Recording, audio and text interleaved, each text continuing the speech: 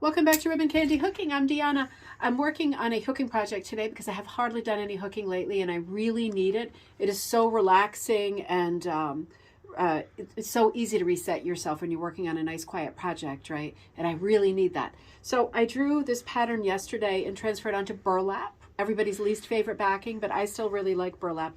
You can see it's just kind of a funny pot with some flowers coming out. I've got gray stems, so this is not literal color plan. And I've got some what are usually thought of as Art Deco or Macintosh style flowers on them. And I'm just doing a really simple project. I'm going to walk you through what I'm doing.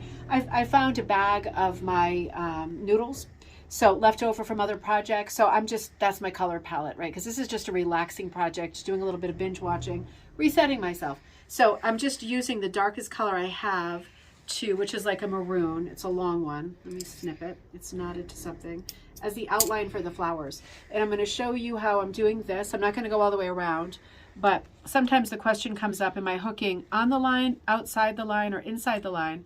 And the answer is always, it really doesn't matter, but pick one and stick with it. For me, I usually hook right onto the line. And circles are always the hardest. If you're a beginner and you struggle with circles, everybody struggles with circles.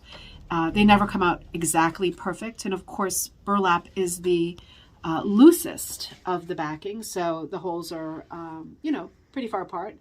And yeah, I'm going to get a really rustic looking primitive rose, and I'm working with number 8 cut, which is primitive cut, pretty wide, and it's coming out just the way I wanted to have it come out, right? So I'm just outlining it as I go, as you can see, really easy.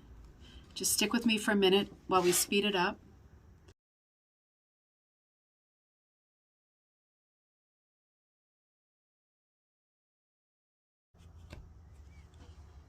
And I'm going to show you, I'm going to hook around the last bit of it, and then I'm just going to fill it in very hit or miss style. Just because this is not completely a hit or miss pattern doesn't mean that I can't have some hit or miss elements to it. The way that I'm filling the flowers in, if you look close at the colors in the flowers, it's totally hit or miss. The fill on the flowers are completely hit or miss. I'm just grabbing different pinks and making it work as I go along.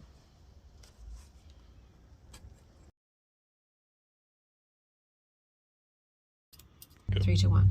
So I am working across the flower. These are the way that these deco style flowers are cut up. Usually go right across in half or thereabouts. So this is my shooting across halfway line. I had to abort with the scissors because they didn't work, so those took a trip across the room. Sometimes things take a spontaneous vacation in the studio. And then I'm coming up from it here. This green thing on my frame is a little bit big because it's not really a sleeve for rug hooking that rug hookers know.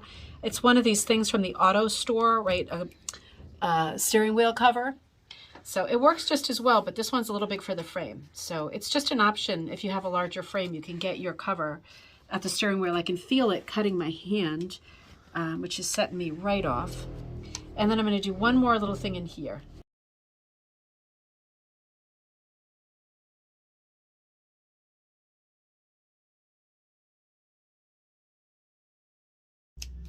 So you can see I just filled in this rose real quick. It's got 3 or 4 different colors of pink in it. But the idea is that when you're approaching another piece and you've got some extra strips, worms, noodles, whatever you call them, left over from other projects, sometimes it's just enough to say, I'm going to use my pinks for a rose. And I'm going to use, for example, see how the background in this case is like the bright kind of turquoise and then the bright lime green? Well, they're 2 completely different colors, but you can see that from a distance, it functions as a background, as a mixed background with a little bit of a hit or miss quality to it. They both have the same kind of electric value, right? The tone is similar. They're both very bright. So they work together in the background. Sometimes you can piece together strips that you have here and there like old-time hookers did and put together a piece with a very hit or miss spirit to it without going totally nuts with color planning. And it is kind of fun to just reach for something and hook it in. It does feel very sort of liberating and fly by the seat of the pants, which can be a fun way to hook. I will see you next time at Ribbon Candy Hooking.